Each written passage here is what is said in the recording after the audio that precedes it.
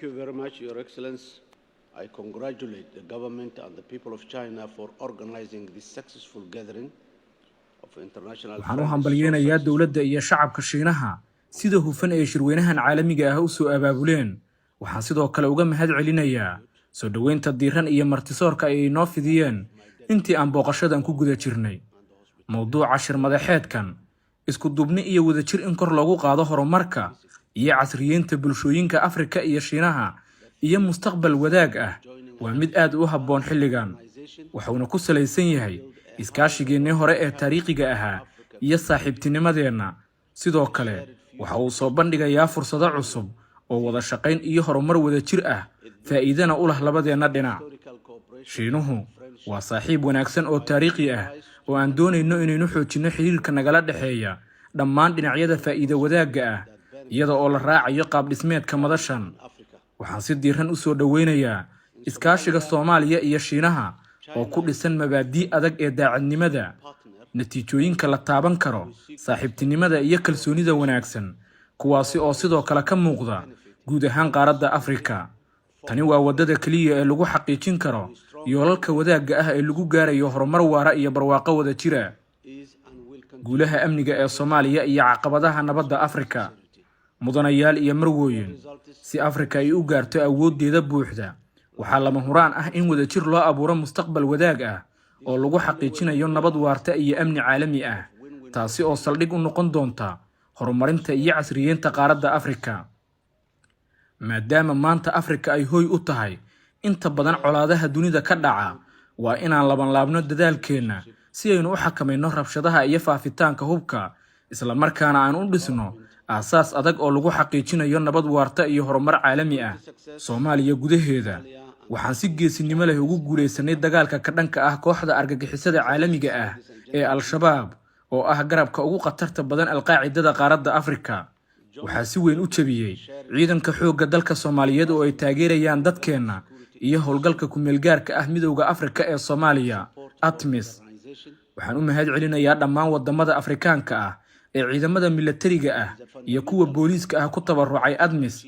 waxaana muuqata in dadaalka iyaga wadajirka ah iyo nafurnimada aan galnay ay keentay xasilooni Soomaaliya gudaheeda ah, geeska Afrika iyo guud ahaan qaaradda. hase yeeshee natiijada is-afgaradkii sharci darrada ahaa ee Itoobiya ay la saxiixatay maamul goboleed ka tirsan Soomaaliya waxa uu khatar cusub ku yahay dadaalada gobolka, qaaradda iyo guud ahaan adduunka. ilaa hadda dagaalkayaga ka dhanka ah argagixisada caalamiga ah waxa uu sababay xoreynta in ka badan 80 magaalo, tuulooyin iyo deegaano kale, qabashada ama dilidda hogaamiyaal sarsare oo argagixisada ah. waxaana sii wadaynaa dagaalkan ilaa laga tirtiro khawaarijta. shacabka Soomaaliyeed ayaa heli doona fursado ay si nabad ah ugu dhistaan noloshooda, bulshadooda iyo qarannimadooda. dhisidda mustaqbal wadaag ah, nabad waarta iyo ammaan caalami ah waxay u baahan tahay wax ka badan dagaalka oo kaliya. waxay u baahan tahay maalgashi lagu sameeyo qaybaha aasaasiga ah ee kobciya isku xirnaanta bulshada iyo ka qaybgalka muwaadiniinta ee dawladda, gaar ahaan meelaha dhawaan laga xoreeyay argagixisada sida waxbarashada, caafimaadka, kaabayaasha dhaqaalaha iyo abuurista fursado shaqo. amnigu ma ahan wax ku kooban xuduudaha, waxaana cad inaysan suurtagal noqon karin in la gaaro nabad waarta iyo ammaan caalami ah haddii aan si siman loo horumarin dunida oo dhan. sidaasi daraaddeed, iyada oo loo marayo habka FOCAC, waxaan rajaynayaa in xiriirka Afrika iyo Shiinaha uu xoogga saaro nabadda iyo horumarka Afrika si mudnaan loo siiyo horumarinta dunida.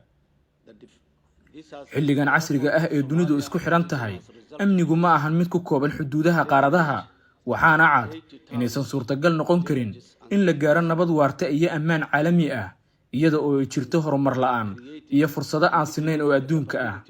sidaasi daraaddeed, iyada oo loo marayo qorshaha madashan, waxaan rajaynayaa in xiriirka Afrika iyo Shiinaha uu dib u eegis ku sameeyo uuna xoojiyo dadaalada lagu dhisayo laguna ilaalinayo nabadda qaaradda Afrika iyada oo mudnaanta la siinayo qorshayaasha horumarineed.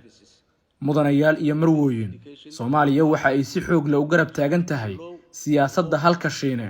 waxaan si weyn ugu mahad celinaynaa dawladda Shiinaha taageerada joogtada ah ee ay la garab taagan tahay madax bannaanida iyo midnimada dhuleed ee Jamhuuriyadda Soomaaliya si waafaqsan shuruucda caalamiga ah qawaaniinta midowga Afrika iyo qaramada midoobay.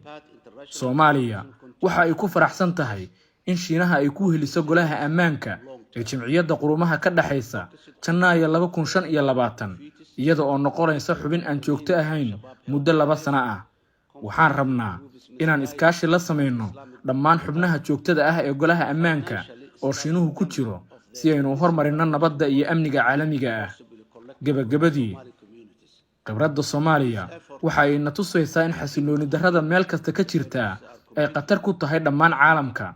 Sidaas daraaddeed, waa inaan wadajir u wajahnaa caqabadaha argagixisada iyo ammaan la'aanta si aynu u dhisno mustaqbal wadaag ah oo leh nabad waarta iyo ammaan caalami ah. Nabad waarta iyo ammaan caalami ah waa arrin muhiim u ah horumarka caalamka oo dhan. Aan wadajir u gaarno yoolalkan muhiimka ah. Waad mahadsantihiin dhammaantiin.